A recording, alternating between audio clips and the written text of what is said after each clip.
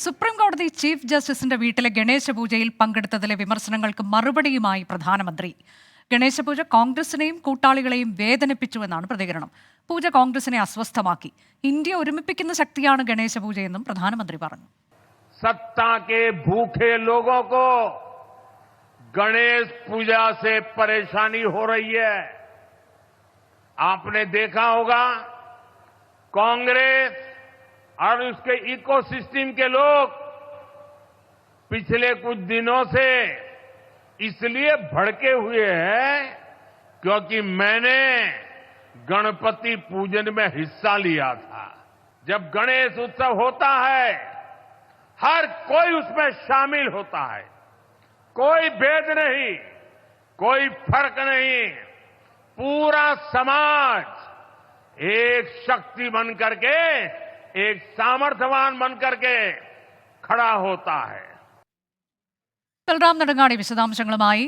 ബൽറാം, ഇതിൽ വിമർശനം വന്നത് ഗണേശ പൂജയിലായിരുന്നില്ല, ചീഫ് ജസ്റ്റിസിന്റെ വസതിയിൽ ഗണേശ പൂജ നടത്തിയതിൽ പ്രധാനമന്ത്രി പങ്കെടുത്തു എന്നുള്ളതിനാണ്. ഇപ്പോൾ പ്രധാനമന്ത്രിയുടെ മറുപടി എന്തിലാണ്?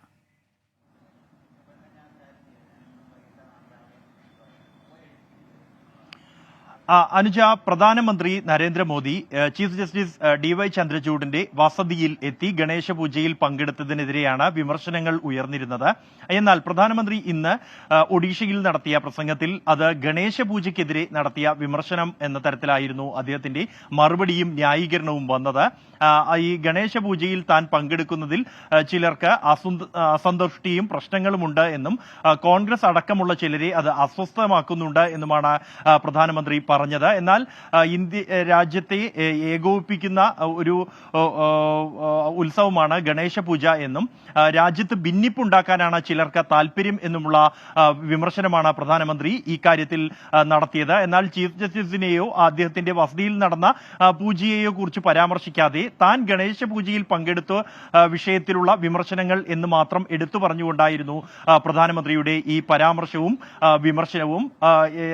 അതേസമയം ഈ വിഷയത്തിൽ കോൺഗ്രസ് അടക്കമുള്ള പാർട്ടികൾ നേരത്തെ രൂക്ഷമായ പ്രതികരണവുമായി രംഗത്തെത്തിയിരുന്നു. ഏറ്റവും വലിയ വിമർശനങ്ങൾ ഉയർന്നു വന്നത് നിയമമേഖലയിൽ നിന്ന് തന്നെയായിരുന്നു.